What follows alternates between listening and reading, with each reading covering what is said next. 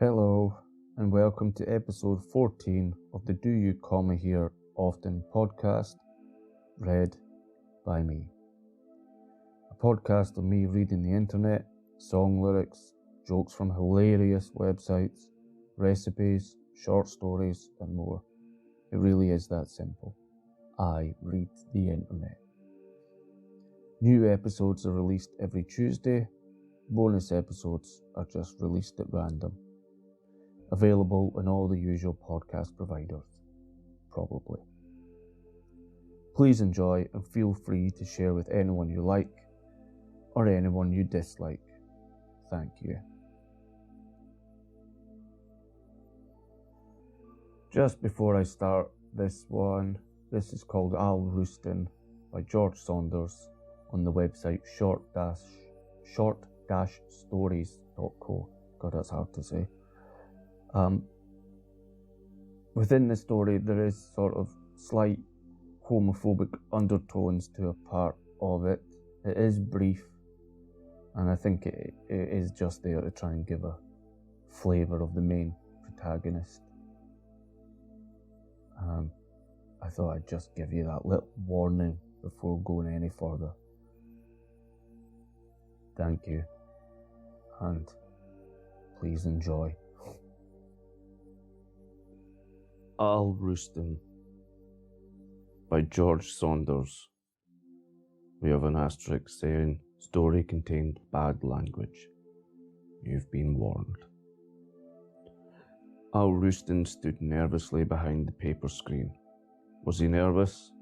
Well, he was a little nervous, although probably a lot less nervous than most people would be. Most people would probably be pissing themselves by now. Was he pissing himself? Not yet. Although, wow, he could understand how someone might, actually.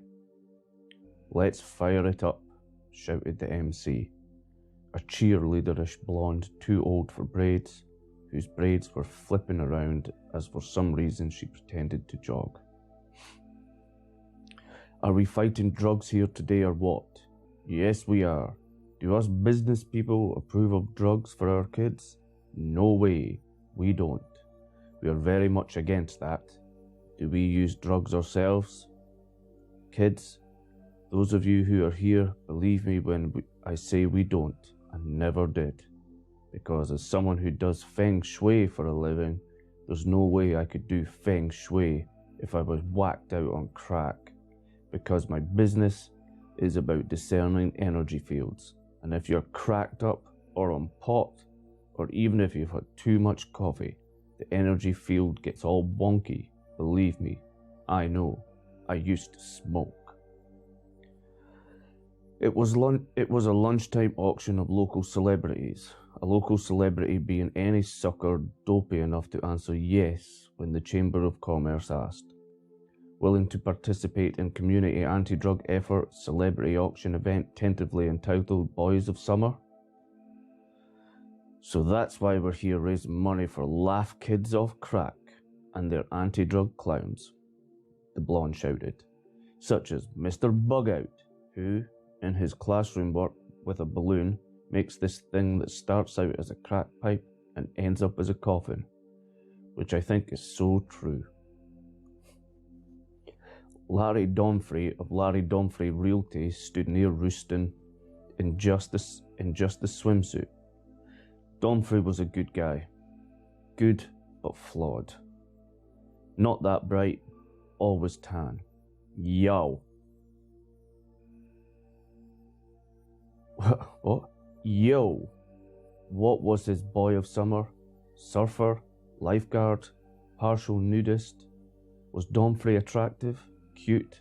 Would the bidders consider Domfrey cuter than him? Roosten?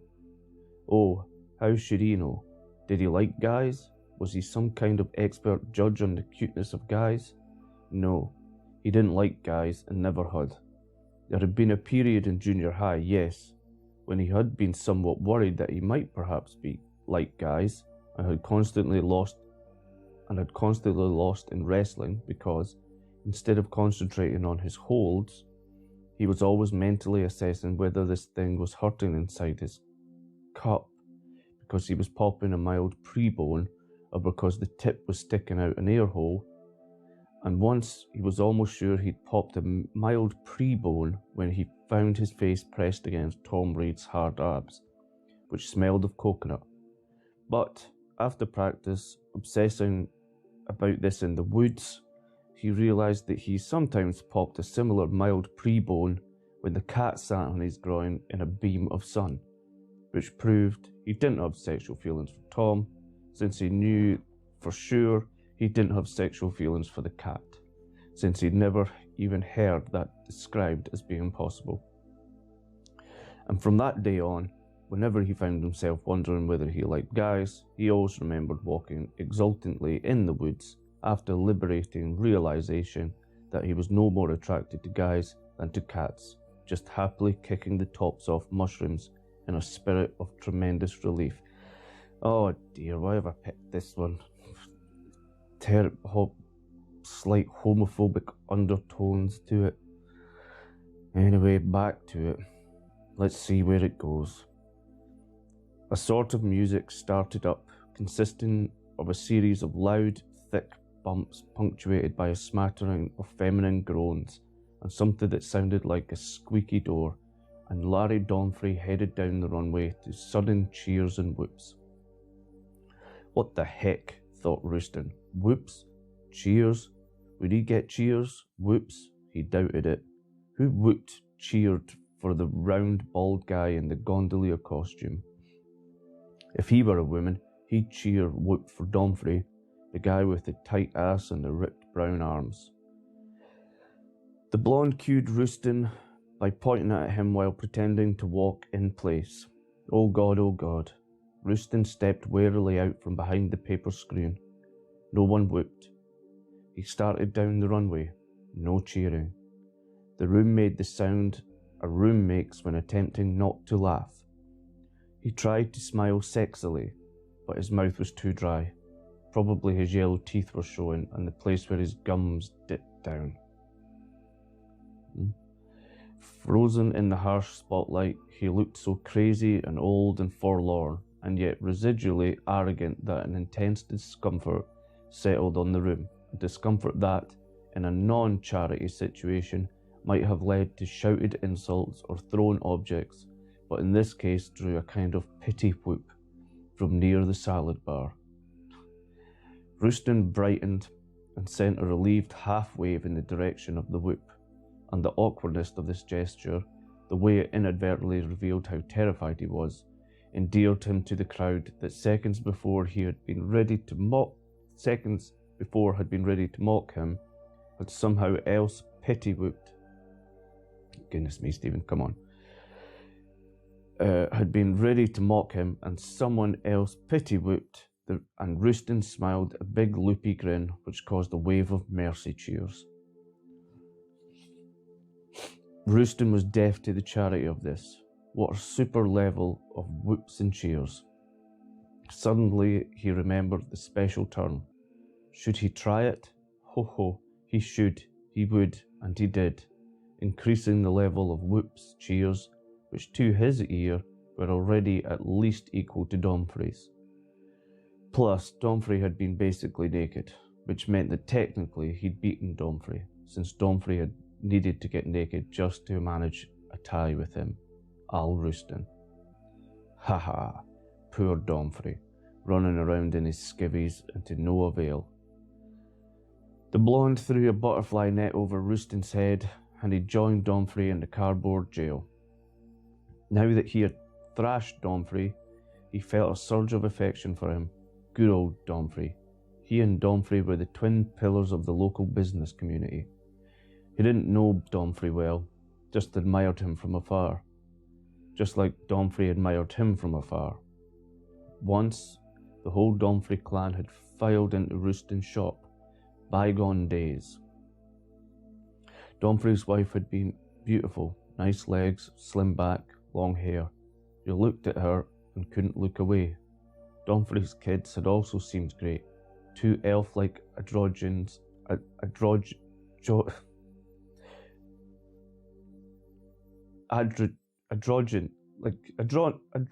oh my goodness.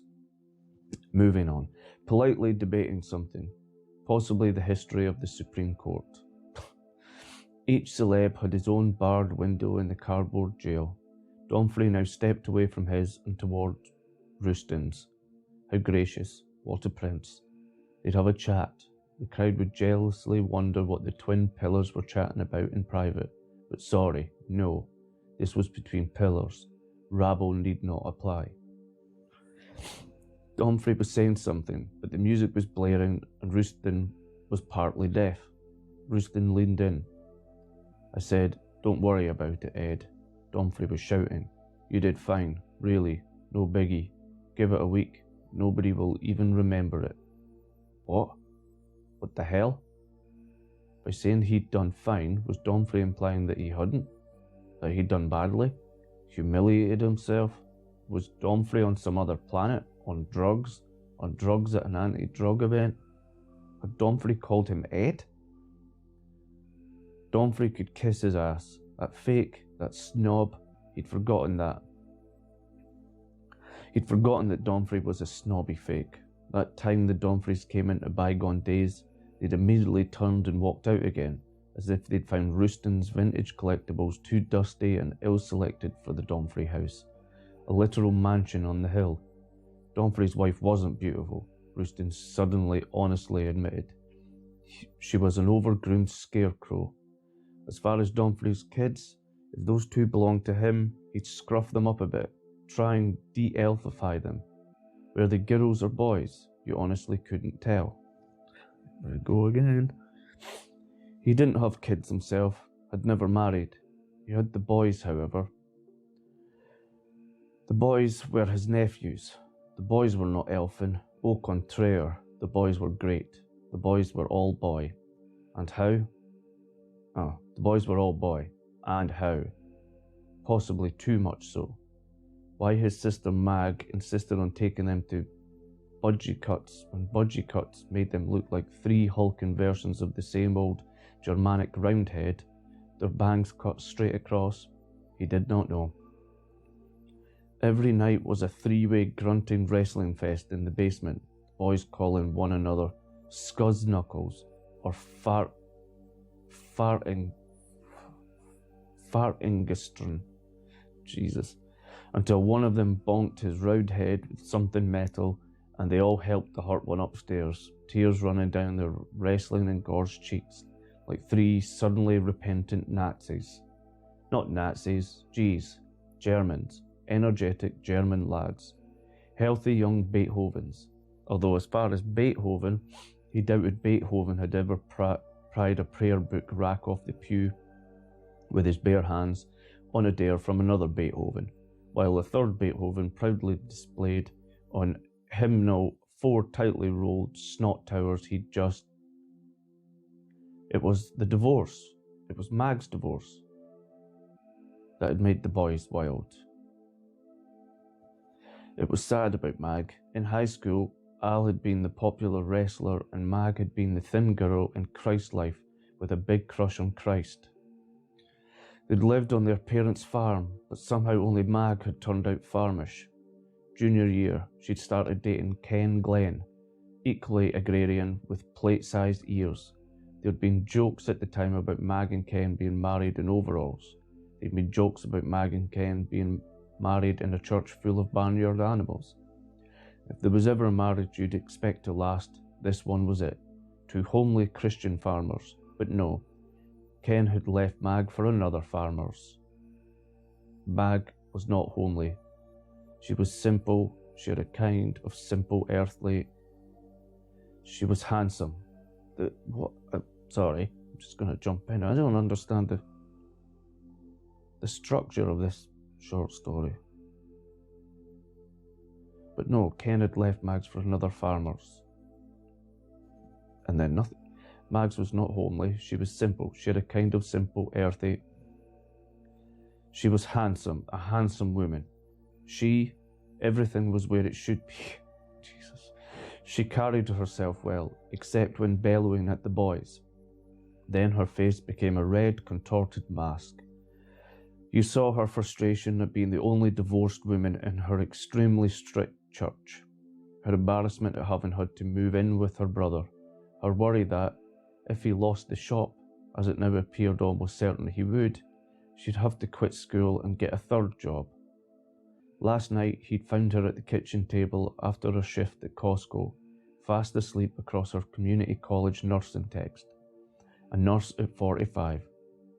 That was a laugh. He found that laughable, although he didn't find it laughable. He found it admirable. Admirable. A snob like Domfrey might find it laughable. A snob like Domfrey would take one look at Mag in her baggy nurse's outfit and hustle his spoiled elves back to the stupendous Domfrey mansion, which had recently been featured in the lifestyle section of the... Oh, mansion schmansion.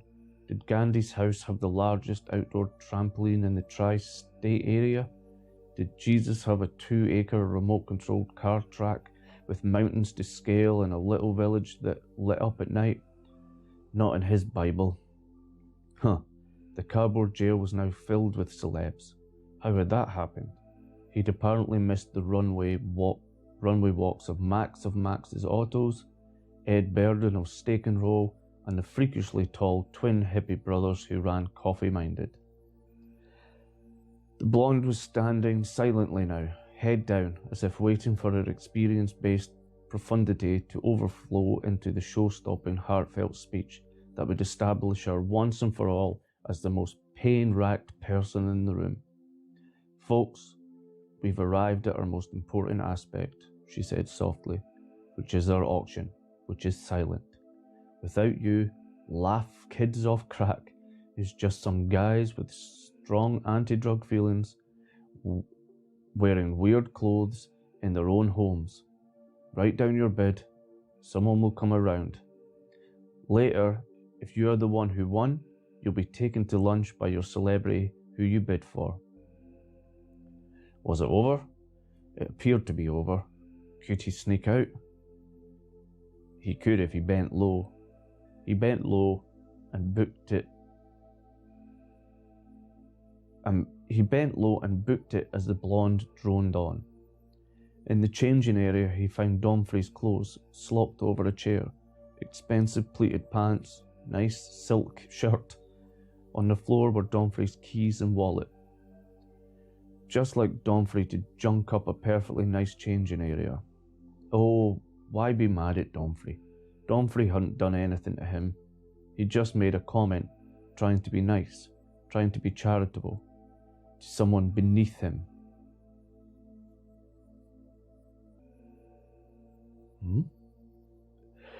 Roosten took a step forward and gave the wallet a kick. Wow, did it ever slide right under a stack of risers, like a hockey puck. There were the keys alone now, underscoring the absence of the wallet. Yikes. You could say he accidentally kicked the wallet under there, which was sort of true. He hadn't thought about it really. He just felt like kicking it, and then he had. He was impulsive like that. That was one of the good things about him. It was how he'd bought the shop. Failing shop. He gave the keys a kick. What the hell? Why had he done that? They slid even better than the wallet. Now wallet and keys were far under the risers. Gosh, too bad. Too bad he'd accidentally kicked those things under there. Domfrey burst into the changing area, talking loudly on his cell in a know-it-all voice. She was fine, Domfrey was bellowing, nervous but psyched, being brave, stiff upper lip. Kid was solid gold. Always did her share. Carried the laundry down on her day, dragged the trash to the street. Hadn't slept all week. Too excited. What she was looking forward to most. Finally running with her class and gym. Imagine. All your life you're limping around with a bent-in foot, and you finally figure out a way to fix it. It was scary, yes. Jesus. The brace literally broke and reformed the foot. Poor thing had been waiting so long. They had to haul ass pronto, pick her up, shoot over to the place. They were running late. The auction thing had gone on and on. He probably should have skipped it, but it was such a terrific cause. Roosten finished dressing quickly and left the changing area. Geez, what was all that about? Apparently one of the elves wasn't as perfect as she. Well, that was sad. The sickness of a kid was. The children were the future. He'd do anything to help that kid. If one of the boys had a bent foot, he'd move heaven and earth to get it fixed. He'd rob a bank. And if the boy was a girl, even worse. Who'd ask a club foot or bent foot or whatever to dance? There your daughter sat with her crutch, all dressed up, not dancing. Hundreds of dry leaf fragments were skittering around the flapjacker's parking lot. A bird on a parking bumper bolted, alarmed at the advance of the leaves. Stupid leaves. They'd never catch that bird. Unless he killed it with a stone, left it lying there, they'd be so grateful they'd declare him king of leaves. Ha ha. He gave a pile of leaves a vicious kick. Shit. He felt like crying. Why? What was it? What was making him sad? Off he drove through the town where he'd lived his whole life. The river was high. Their grade school had a new bike rack. A ton of dogs leaped to the fence as usual as he passed the Flannery kennel. Next to the kennel was Mike's Gyros. Once during 7th grade, Mum had taken him to Mike's for a Coke. Oh, Gyros. Not Mike's Gyros. What seems to be the problem, Al? Mum said. Everyone's calling me bossy and fat, he said. Plus they say I'm sneaky. Well, Al, she said, you are bossy, you are fat, and I'm guessing you can be pretty sneaky. But you know what else you are? You have what's called moral courage. When you know something is right, you do it, no matter what the cost. Mom could sometimes be full of it. Once she said she could tell by the way he ran upstairs that he'd make a great mountain climber. Once he managed a B- in maths, she said he should be an astronomer. Good old Mom. She'd always made him feel special. Suddenly, his face was hot. He felt Mom looking at him from heaven, sternly but wryly, in that way she'd had, as if saying, hello, are we maybe forgetting something? Well, it had been an accident. He had just accidentally misplaced some things inadvertently with his foot, via spontaneously kicking them erroneously. Mom's eyes narrowed in heaven. They were being mean to me, he said. Mum in heaven tapped her foot. What was he supposed to do? Go racing back and tell them to move the risers? They'd know he'd done it. Plus Domfrey was probably long gone. Probably Domfrey's wife had a set of spare keys, or someone else had driven them home. But they weren't going home. They were going to the foot thing for their kid. Shit. Roosten pulled into a white stone driveway. He had to think. A Yorkie rushed up to the fence, barking ceremonially. Then a chicken came up. Huh? A chicken and a Yorkie, living in the same yard. They stood side by side, looking at Roosten. Eureka! He saw how he could do it. He'd sneak back in, pretend he'd never left. Everyone would be searching for the wallet and keys. He'd look alongside them a while. When they were about to give up, he'd say, I assume you've already looked under those risers.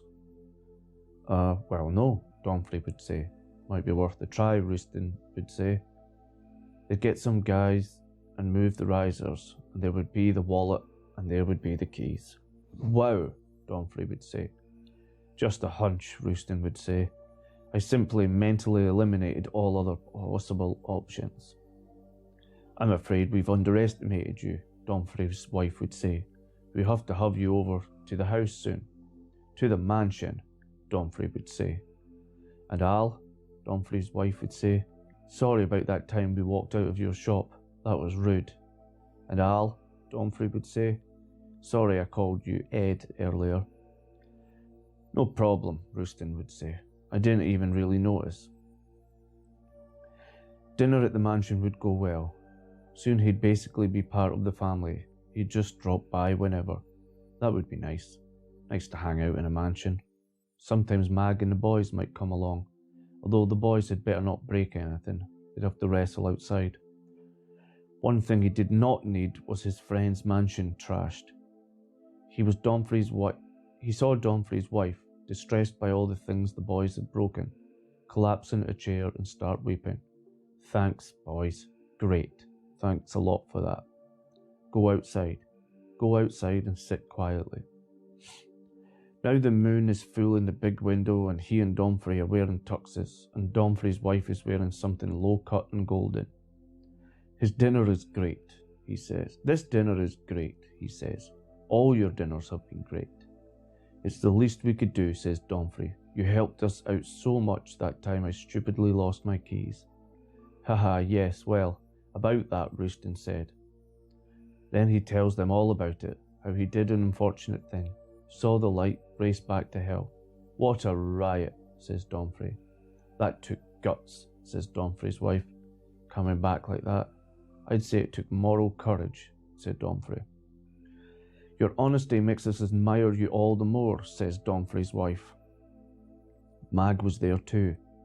What was she doing there? Well, it was fine. She could stay. Mag was a good egg, decent conversationalist.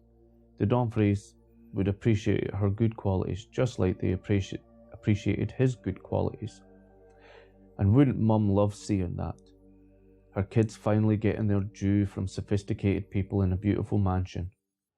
An odd, inadvertent sound of contentment jerked Roosten out of his reverie. Ha! What the hell? Where was he? The Yorkie was sniffing the chicken. The chicken didn't seem to mind, or notice. The chicken had a laser-like focus on him, Al Roosten. Yeah, right, like that was happening, like he was racing back. They'd see through him. They'd fry his ass. People were always seeing through him and frying his ass. When he'd stolen Kirk Desner's flip downs, the kids on the team had seen through him and fried his ass. The time he cheated on Sil had seen through him, broken off their engagement, and cheated on him, while Charles, which had fried his ass possibly worse than any single other ass frying he'd ever had, in a life that, it recently seemed, was simply a series of escalating ass fires. What? That Domfrey Duvis never made a mistake in his life? Mom said in his head. Was never inadvertently involved in something unfortunate that sadly occurred, and now wants to label you a dick, or scum, or bad immature person because of one small mistake? Does that seem fair? Don't you think he's probably needed forgiveness some time in his life? Probably, Roosten said. Oh, definitely, Mum said. I've known and loved you all your life, Al, and there's not a mean bone in your body. You are Al Roosten. Don't forget that. Sometimes you think something's wrong with you, but every time turns out there isn't. Why beat yourself up about this, and in so doing, miss the beauty of the actual moment? The lilt of Mum's voice in his head cheered him. He pulled out of the driveway. Mum was right. The world was beautiful. Here was the pioneer graveyard with its leaning yellowed stones. Here was the very vivid Jiffy Loop. I don't understand it. Here was the very vivid Jiffy Loop. A dense ball of birds went linear, then settled into the branches of a lightning-blasted tree. He knew it wasn't really Mum in his head. He was just imagining what Mum would have said. Who knew what Mum would have said? She could be a crazy old broad there at the end, but he sure missed her. He thought again of the crippled girl. They'd missed the appointment and had to reschedule. The only available slot was months away. In the dark of night, she reached down for her bent foot and let out a groan. She'd been so close to getting. That was crap. That was negative. You had to let the healing begin. You had to forgive yourself. Everyone knew that. You had to love yourself. What was positive? The shop, thinking up ways to improve it, make it halfway decent, bring it back to life. He could put in a coffee bar, tear out that old stained rug. There, he was feeling better already. You had to have joy. Joy kept a guy going. Once he got the shop viable, he'd go beyond that, make it great, Lines of people would be waiting when he arrived every morning as he pushed his way through the crowd in his mind. Everyone seemed to be asking, with smiles and pats on his back, would he consider running for mayor? Would he do that? Would he do for the town what he'd done for bygone days? Ha, what a fun deal that would be, running for mayor. What colours would his banners be? What was his slogan? Al Roosten, friend to all. That was good. Al Roosten, the best among us. Too vain. Al Roosten, like you, only better. Ha. Here was the shop. No one was waiting to get in. A muddy tarp had blown over from the junkyard and plastered itself against the window. Across from the junkyard was the viaduct where the hobos hung out. Those hobos were ruining his. He believed they'd prefer to be called homeless. Hadn't he read that? Hobo being derogatory. Jesus, that took nerve. Guy never works a day in his life, just goes around stealing pies off windowsills, then starts yelping about his rights. He'd like to walk up to a homeless and call him a hobo. He would. He'd do it. He'd grab that damn hobo by the collar and go, "Hey hobo, you're ruining my business. I've missed my rent 2 months in a row. Go back to the foreign country you probably..." He just really hated those beggars, walking past his shop with their crude signs. Couldn't they at least spell right? Yesterday one had walked by with a sign that said, "Please help homeless." He'd felt like shouting, "Hey, sorry you lost your hom." They'd spent enough time under the viaduct. They couldn't they at least proofread each other's? As he parked the car, his mind went strangely blank. Where was he? The shop. Where were his keys? On the same old ugly lanyard, impossible to get out of his pocket. Jesus, he couldn't stand the thought of going in. Mag and the boys were counting on him. He sat a minute, breathing deeply. An old man in filthy clothes staggered up the street, dragging a cardboard square on which no doubt he slept. His teeth were ghoulish, his eyes wet and red. Roosten imagined himself leaping from the car, knocking the man to the ground, kicking him, teaching him, in this way, a valuable lesson on how to behave. The man gave Roosten a weak smile, and Roosten gave the man a weak smile back. That was written by George Saunders and was called Al Roosten. To sum up my feelings on that, I didn't get it. I guess where things cut off abruptly were just in the man Roosten's train of thought, and it's jumping all over the place. He's thinking too much in his head rather than living in the moment, so suffering from depression. But I'm not going to rate it. George Saunders has put it out there. Well done. It takes a lot to do that sort of thing, so good on you, George. So, that was Al Roosten by George Saunders, read by me, from the short-stories.co website.